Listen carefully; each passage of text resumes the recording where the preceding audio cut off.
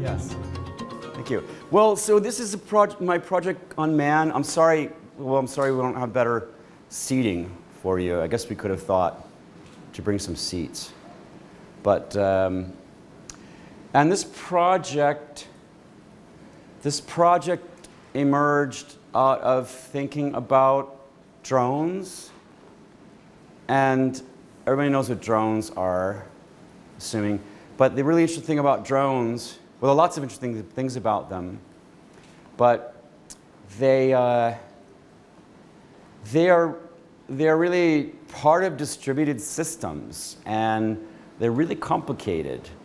And so when you start to look at the aspects of unmanned systems, you start to really examine them, they open out into these larger systems. And so it becomes a challenge to think about the wise ways to think about their aspects and relate them to one another. So this is an attempt to do that. And so in doing that, I wanted to think of it as kind of an ontology of distributed systems a bit, that in a larger sense, and unmanned systems in particular, this way.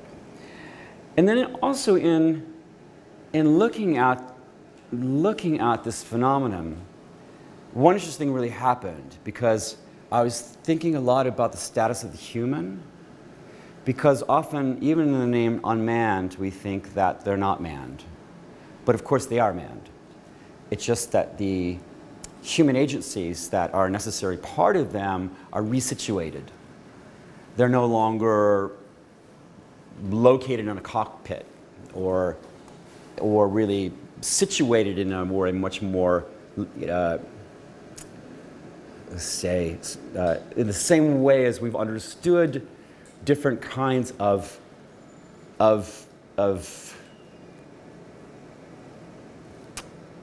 vehicles or war apparatuses. And what they really kind of do, though, is not necessarily really eliminate the human, but resituate human agency, help to distribute it.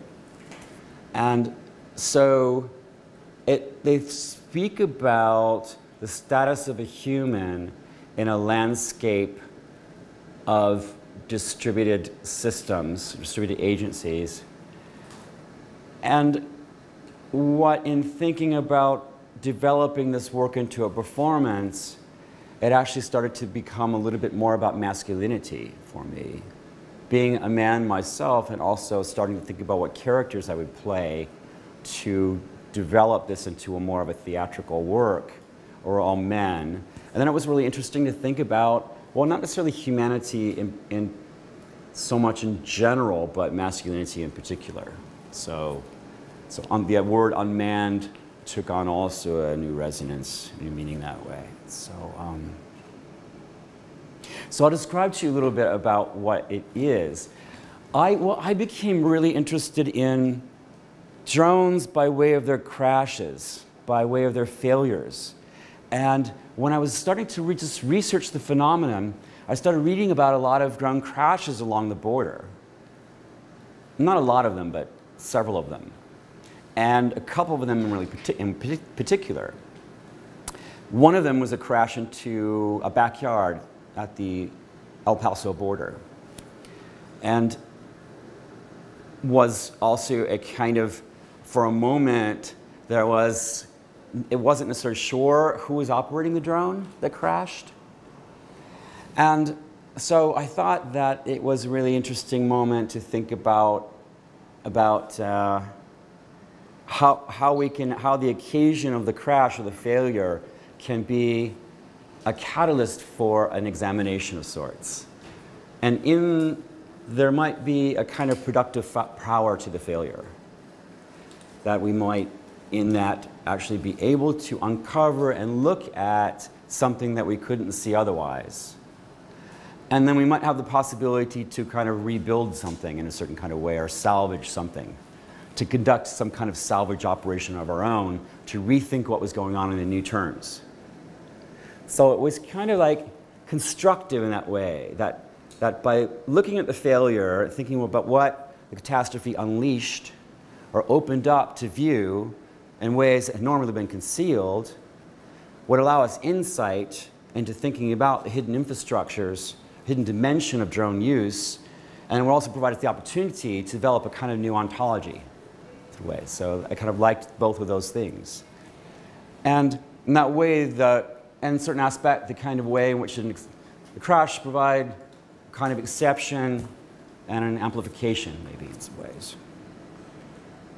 And the crashes that I looked at were also really interesting because you know, you'd look at a site, and then the geographical specificity of the site would also allow you to understand some of the kind of dynamics of the region. So for example, in this case, the policing along the border of US-Mexico, like for example, I learned that in fact Mexico also operates drones, and some of them are provided by Israel. The economic landscape of drone use, manufacture is a really complicated one, with about 70 countries involved. It's an enormous, rapidly expanding global industry that has a few leaders, of which US and Israel are one, but there are many players now. And so you also, one thing leads you to another. One drone, this particular drone actually happened to be operated by the US Customs and Border Protection. They operate their own drones. Then you also look about the politics of domestic use of drones at the border, and look at, in fact, how domestication of drones are actually quite a topic right now, because there are many players who are advocating for permissions of drone use into domestic space, from state agencies, Border Patrol, US Customs and Border Patrol, I mean, for policing along the border, but also companies for pipeline monitoring, geographical surveying, traffic controlling, crop dusting, signal jamming, all kinds of things. And also for policing operations, domestic surveillance and policing. And then also there are the civilians, like us, who want drones for their own uses, whether it might be for policing or sport or for some other thing. So also opens up into this whole really interesting landscape of do-it-yourself droning as well. So drone use becomes this domestication of drones, which of course is also the topic of drones at home in general, which Ricardo and Sheldon and I curated overall for these several shows that we've been doing here, kind of really looked at this sort of phenomenon as well. But it actually is one that goes then from the kind of everyday civilian life to state agencies, to corporations. And it is, even the drones' uses themselves operate at many different scales of complexity, from tiny little drones, little insect-like drones that are being tested, to large-scale planes like the Global Hawk, the largest plane in the US arsenal. Many different kinds of drones and scales in between. So you have this really extraordinary phenomenon that reaches across all sectors of culture and is operating at so many different scales. And we are poised to be allowing drones in domestic space with limited regulations that are being determined and have been very difficult to develop due to the fact that drones crash often. They pose certain dangers to luckless people on the ground or other planes in the sky that might slam into or so on. And so there's the fact that they come in such a wide range of scales make the developing regulations so complicated.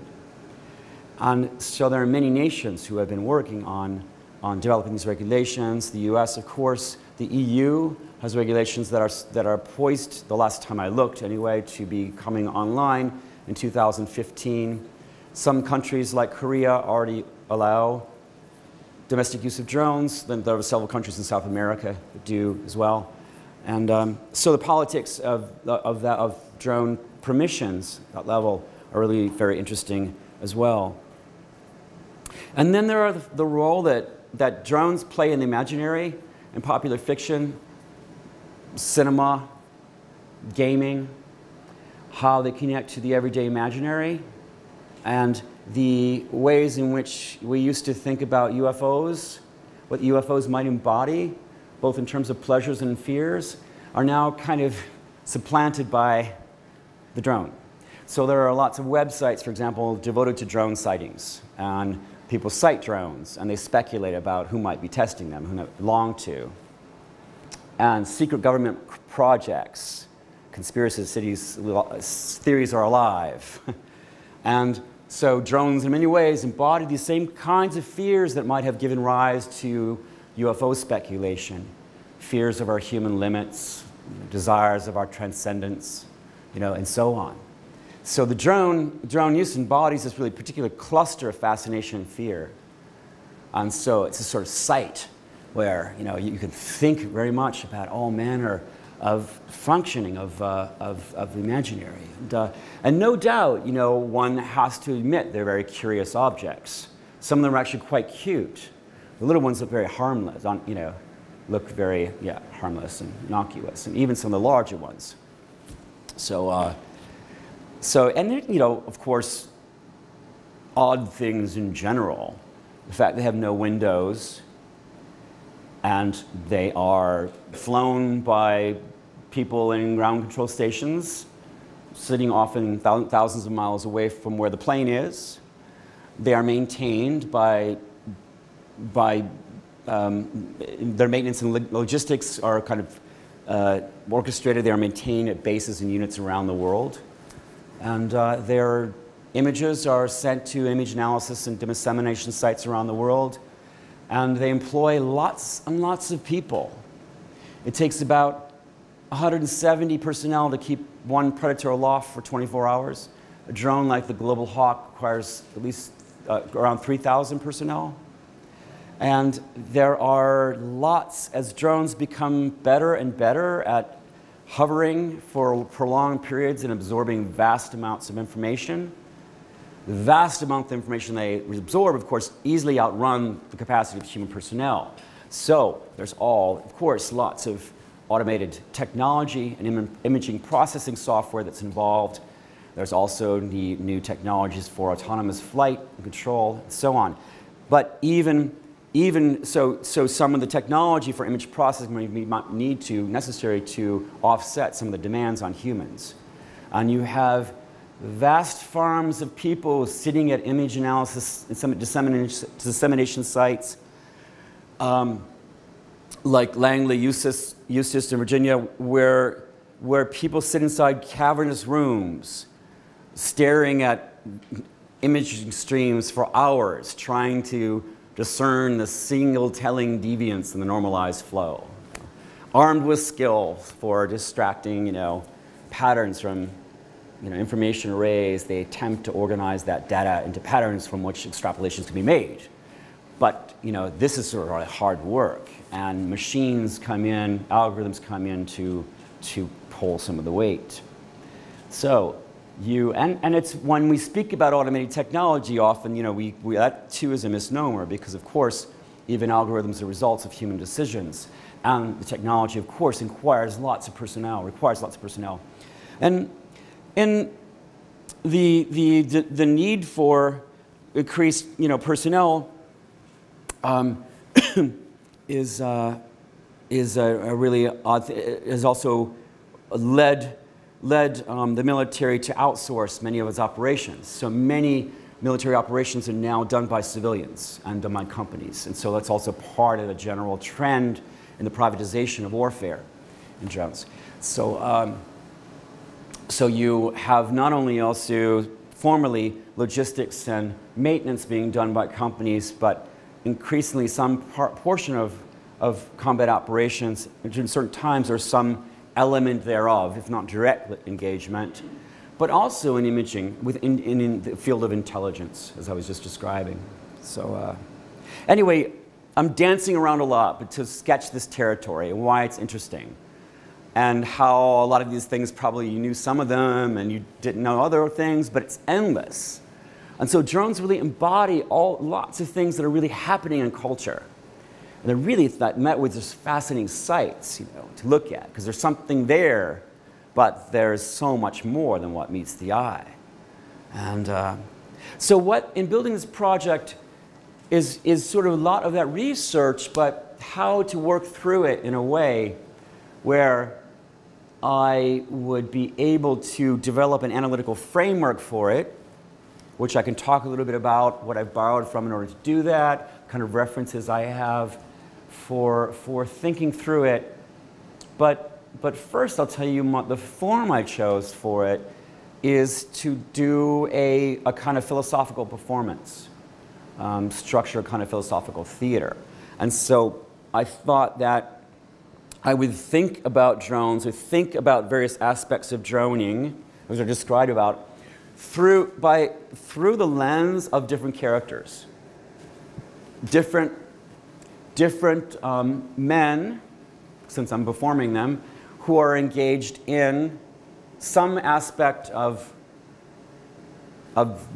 drone use.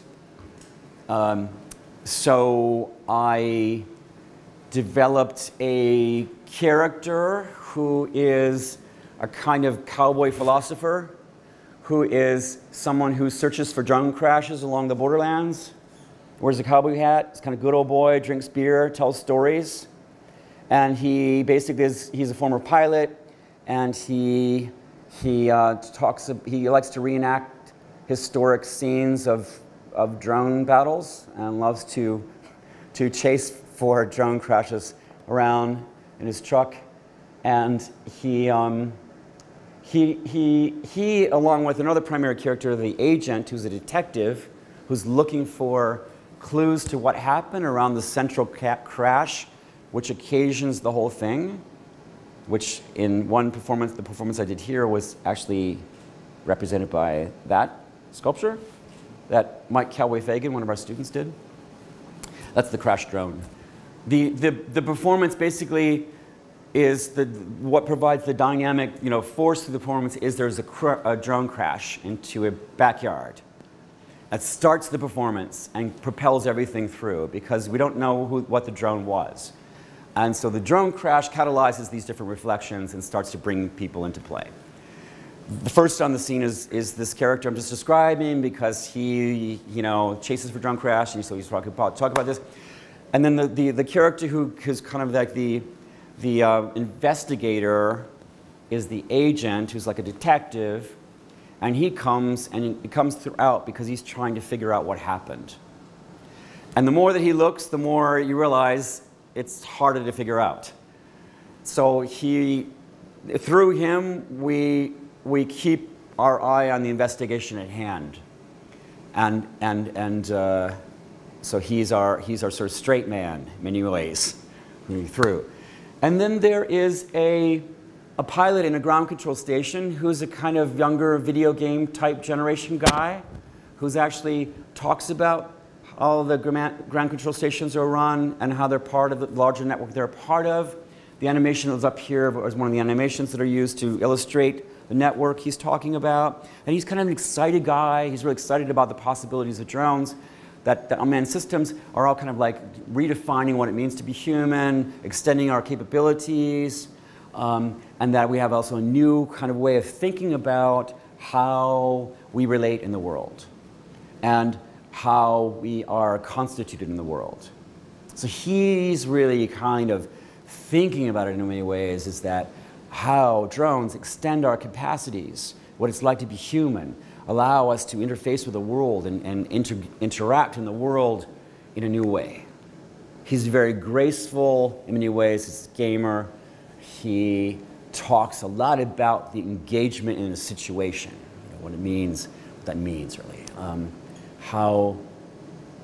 And through him, we also understand a lot about the control station interfaces, about how control station interfaces, where the kind of elements come from, that are often really parts of complexes that combine entertainment, training, and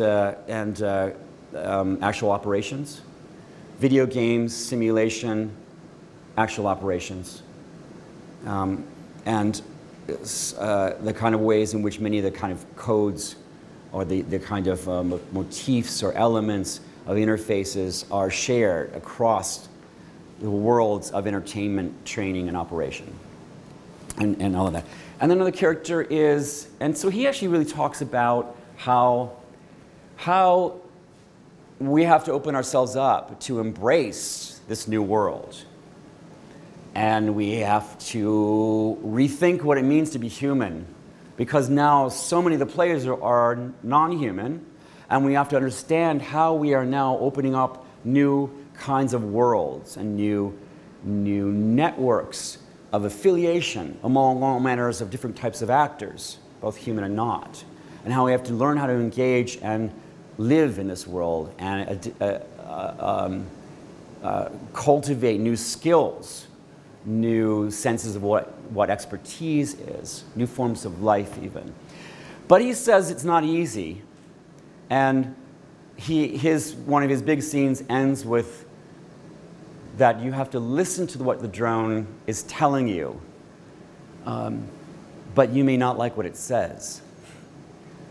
And then right after that, we end up having some characters, in many ways, who are a little bit more not necessarily liking what it says, I guess you could say in certain ways, but they're also rather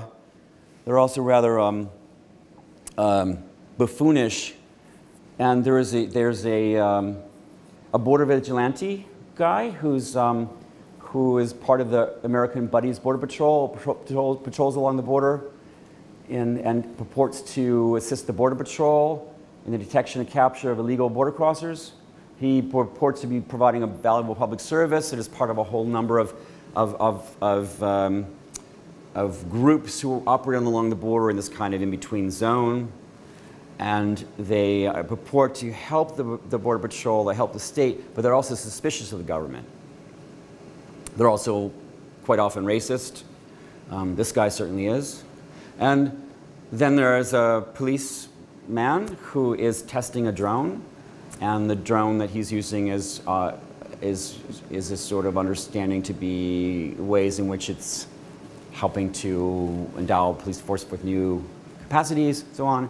And there's also a boy who is building his own, he's a drone hobbyist, flying his drone in the neighborhood and having contests and talking about his profile on the DIY Drones website. He's also a hacker, he's on the drone hack site. His drone is called the Chick Magnet. And so he wants to impress his friends and the girls. And anyway, and so on. So characters like really that. Then there's also a general who speaks about a lot of issues pertaining to from a military perspective. In many ways, he talks about a lot of the things I was talking about, really also about the military perspective. But what's really interesting about doing this is in performing it, and why I chose to do it is because it opens up access in a way, I think for me personally as an artist, to something I actually never really experienced before. Because as an artist, you make images, you write, you explore subject matter, but you kind of stay uncomfortable in where you are. And it was very risky for me to inhabit these subjectivities and find ways to bring these characters to life and find things that actually really make them tick a bit, to give them life and think about what their history, where they're coming from, and give them a certain bit of dignity, even in characters which are actually quite offensive. A few of them, the border vigilante guy in particular, but that's, so rather than actually kind of writing about drone subjectivity, was kind of a way to inhabit it. And that, in doing that, just pushed me to just kind of take risks and to to explore something, to be able to kind of move into the inside of a phenomenon in a way. That was really kind of very personally challenging in some way I haven't experienced before. So the performance that result, and I performed it here in the context of the Our Drones at Home Phase 2 event.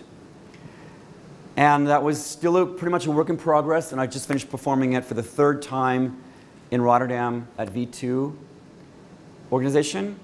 And I'm working on editing of a reel from that, which we'll be showing here. And so the show is part of our Phase 3 Drones project, where we are having a number of workshops. And so this is the first month's workshop where I'm continuing to develop a project and rehearsing here and working on the script, working with new images and some new sound elements and so on. But basically thinking about how to flesh out the performance, what kinds of new characters I need, which characters are working, which characters aren't. There's a new element I'm working on, which is dealing with new composite materials,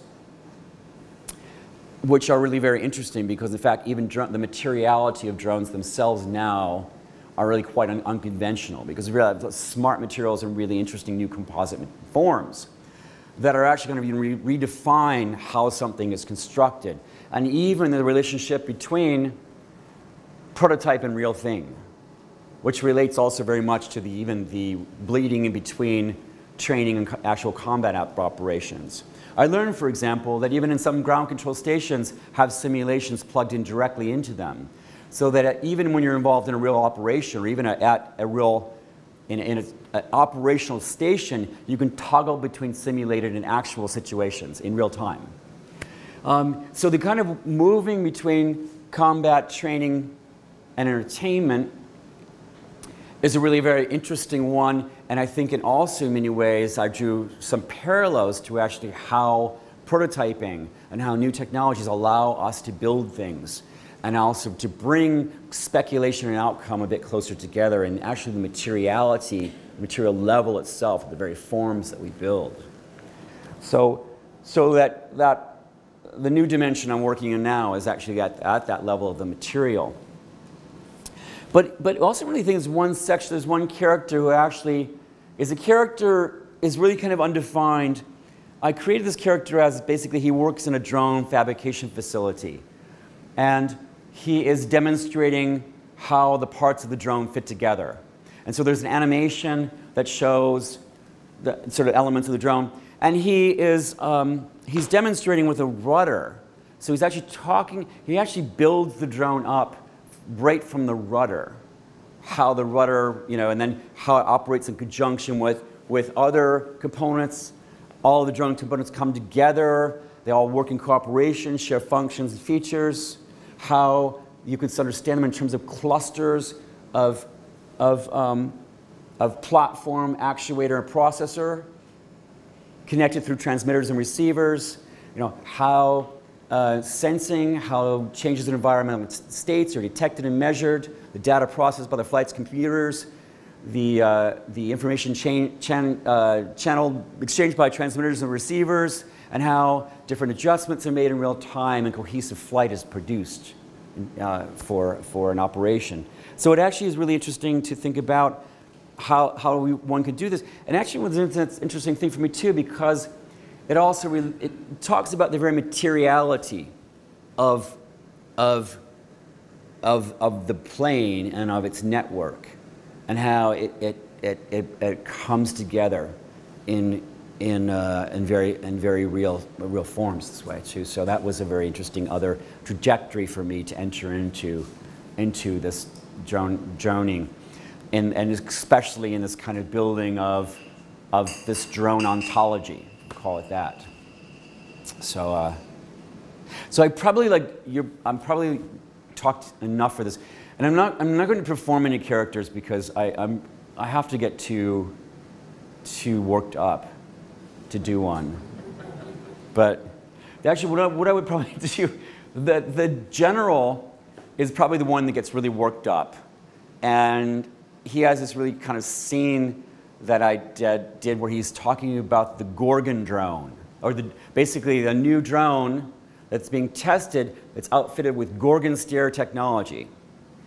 And Gorgon stare technology is a spherical array of 9 cameras mounted on the underbelly of a drone that allows it to capture live video of an entire city. And he talks about it in terms of the mythological constructs of warfare a bit. And it's sort of a very odd scene, and we're kind of working with that a little bit because the military insignia behind him, which has an actually inscription by Homer from the Iliad, saying, "Of arms and the man I sing," translation, and transforms into the head of a Gorgon. And so he's talking about the apparatuses, mythical apparatuses of warfare, and fantasies of impermeability, avoidance of catastrophe, and immortality that are part of it. So that's kind of also that was a fun scene that we were working on a bit. And then he kind of indulges in this moment and then snaps out of it briefly and then comes back even stronger before because he had indulged a moment of weakness and needs to really insert his control at the moment of it. So probably one of the more interesting, like more pleasurable scenes to act. But, anyway, well, this helmet is one moment where I put on the helmet and say,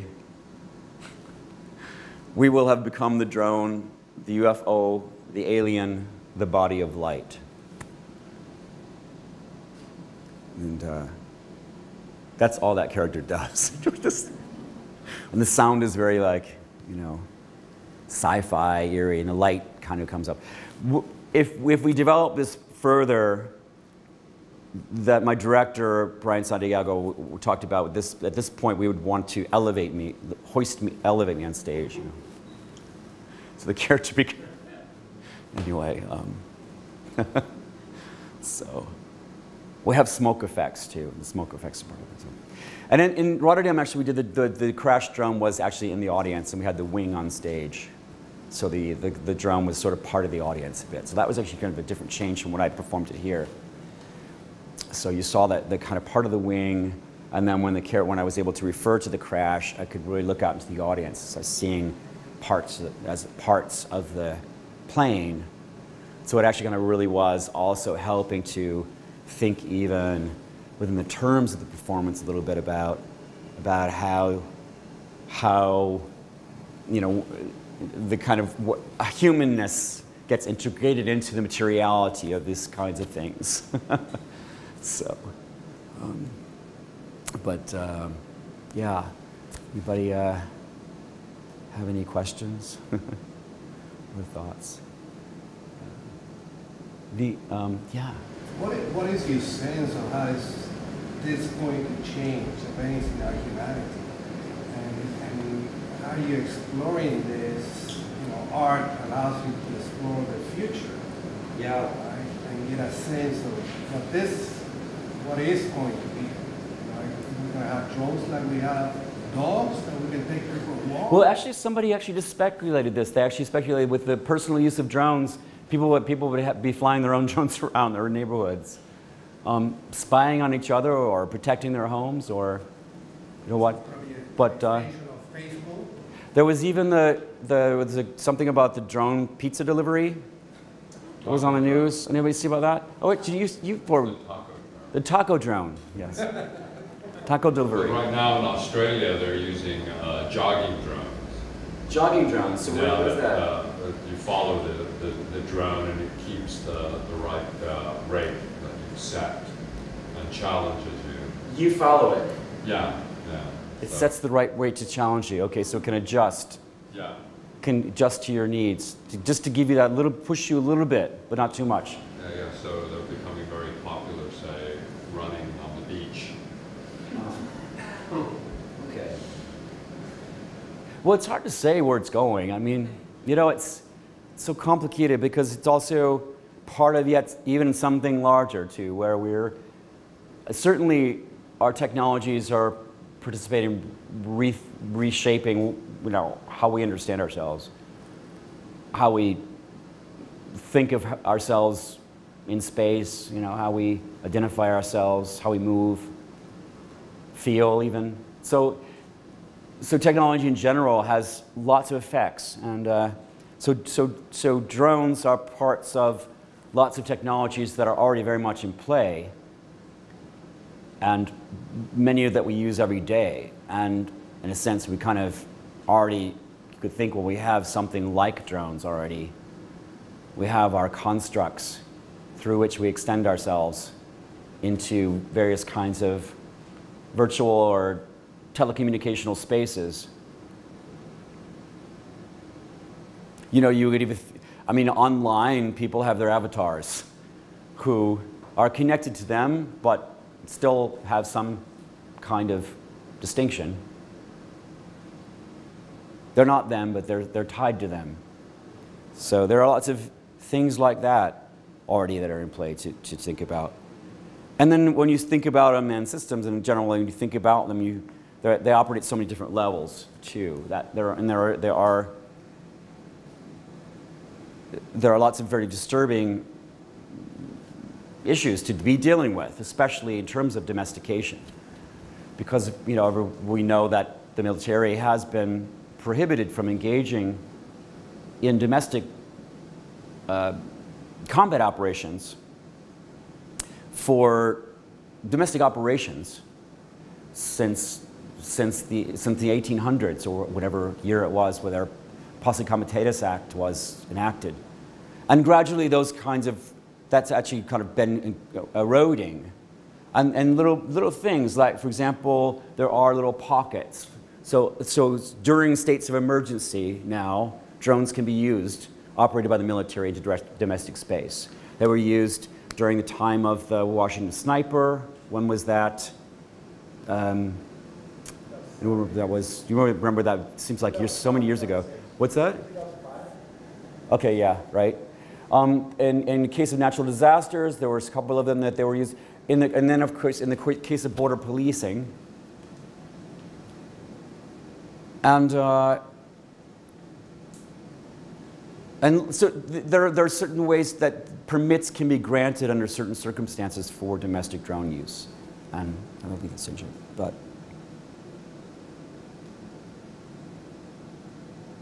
So. Do you have any interaction with the military at all? I mean, do they see what you're doing and somebody sends you an email or something, or do you try to see if you can go inside a drone control center or go somewhere where they make drones, or are you totally intentionally? Yeah, I think that's a future will be. I've been in conversation with someone who's really a former pilot who's really given me a lot of technical information, insights of that, and we talked about visiting at one point. But, yeah, in the future, and there's certainly also really aspects of drones that are being developed here. So, Cal IT2, new SME space, so on. So, it's also an opportunity for me to be able to also, eventually, as a developed project, have those kinds of conversations, learn more about the phenomenon. And I think for me, it's also that working that edge between that I don't want to step into the kind of critical mode also, that it's sort of easy to do. Like being, for example, in Rotterdam, when I was there, everyone was really also quite hungry for critical work, because it's very political. As many things are much more political overseas than they would be in California or even on the East Coast. But it's like I kind of also don't really want to necessarily go there. I mean, it's not like I want to ignore it, but I don't want the project to be a critical project in that way, or overtly political. So I want to really kind of be able to open up many different ways of engaging that are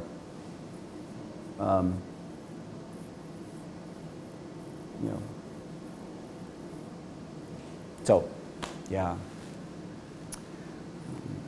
it's yeah, yes. This is picking up on a conversation that you and I had just before this began. So we were talking about, Jordan is very interested in actor network theory, and so am I, the Latourian ideas. And you were saying that you were surprised, because I'm very interested in things, material things, and things as actors. And you said, well, Latour is so much non-representational system.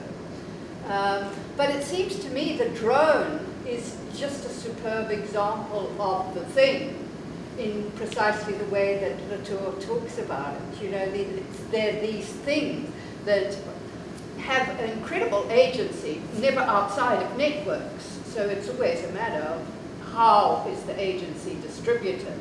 Yes. But as things, they really crystallize a lot of things.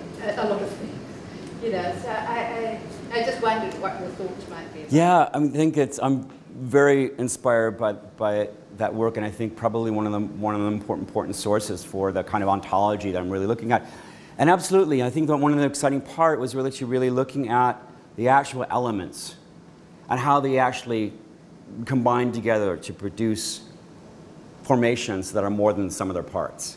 And so that you really have, and so to think about how the rudder relates to the actuator, how the rudder and actuator coupling, you know, afford certain kinds of activities, how they actually operate only in conjunction with other control platforms, actuators, processors, how they kind of, you know, you're always understanding everything has a kind of material specificity, has a kind of autonomy, but it's always contingent at the same time.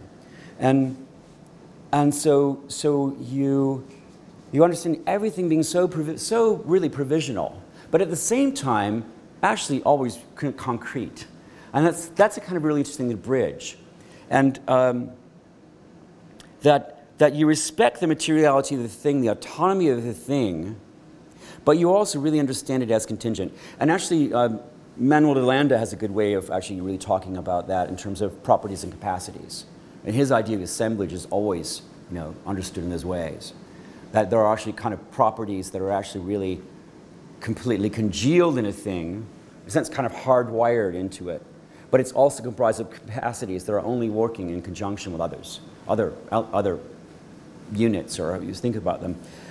They're only actually activated in cooperation.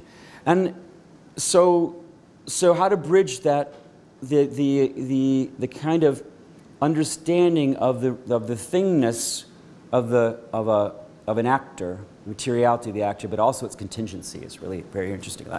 But so the building of these elements and really kind of understanding this network in a very material way is probably for me one of the most exciting things.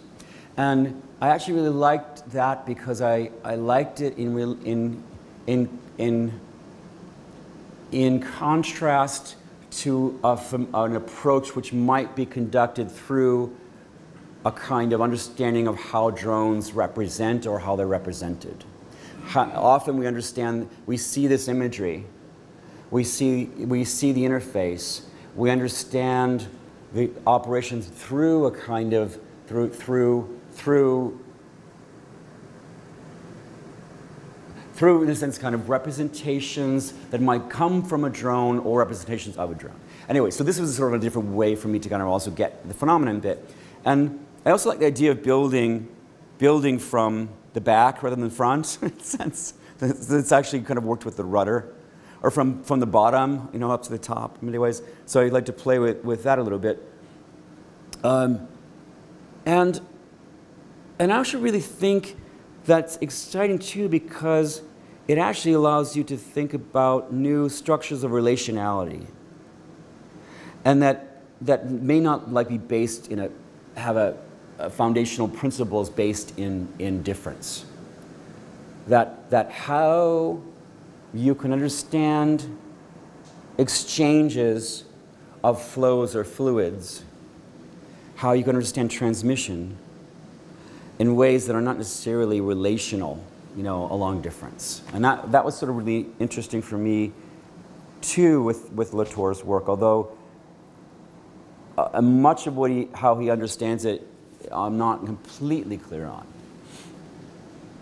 And how actors, in a sense, translate one another or extract from one another. For example, he would understand, speak about it in terms of, there are lots of really challenging aspects to that kind of work. And I find that, so for those reasons and others, you know, to be quite exciting.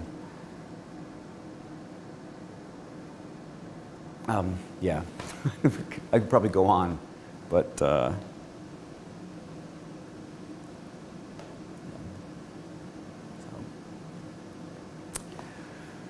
All right, yes.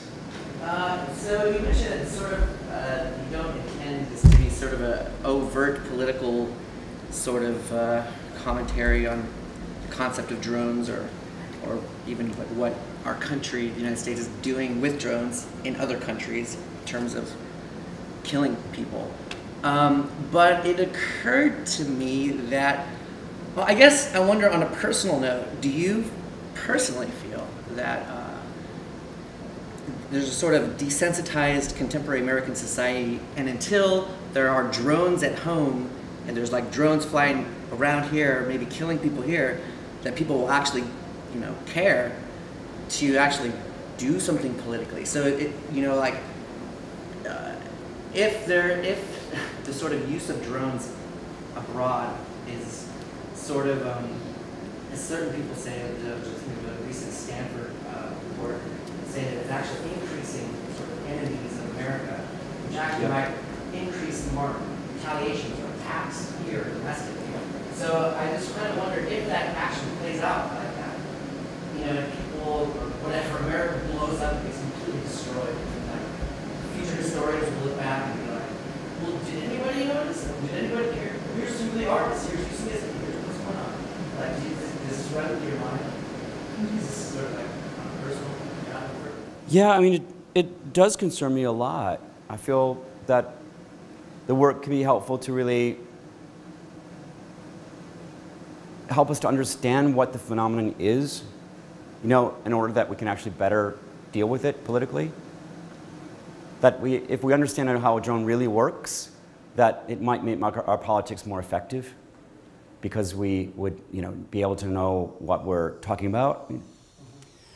So I think that the kind of work for me is very informing in this way, also providing ways in which we can actually grasp a very elusive phenomenon, where we can really think about it and understand it so that we can better deal with it in the ways that we want to in our lives, and whether they might be politically, and hopefully there is a politics that one would have. But so tools for that, what I think I'm really providing. Personally, what I think, you know, I try to keep an open mind. Lots of things disturb me, of course, but I think that you know, as an artist and as a philosopher, you know, of sorts, that you sometimes have to suspend judgment. And I don't think that I really, I participate and support various kinds of activities, but I realize also that we all can't do everything. So there's plenty of room for people to be working together and helping each other to enact change.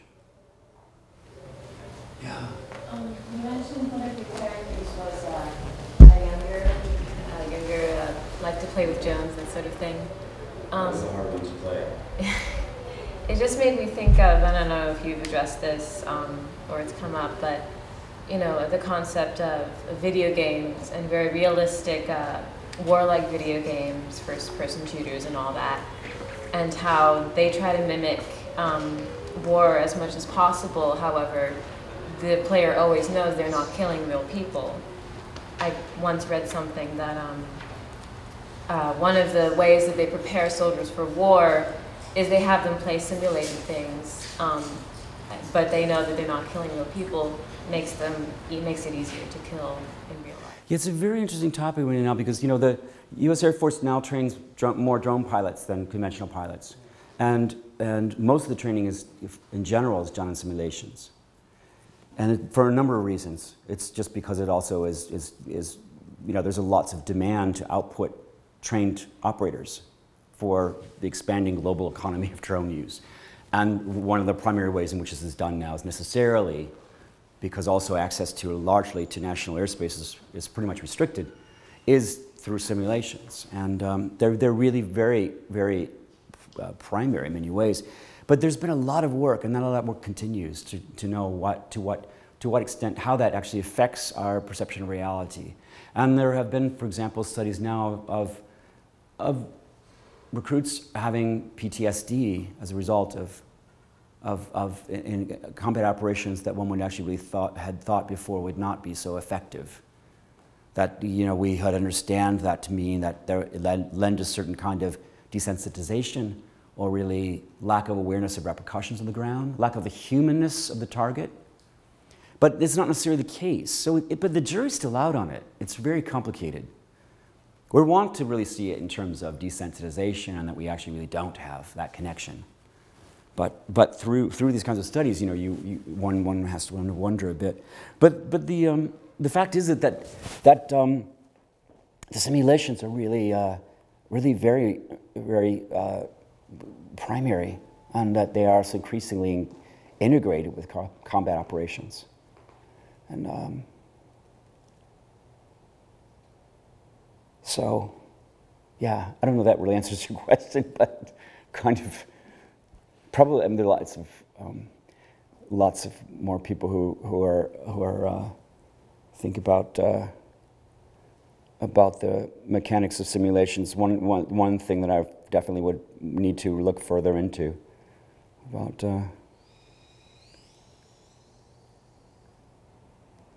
Yeah. All right. Well, thank you. Yes. Thank you.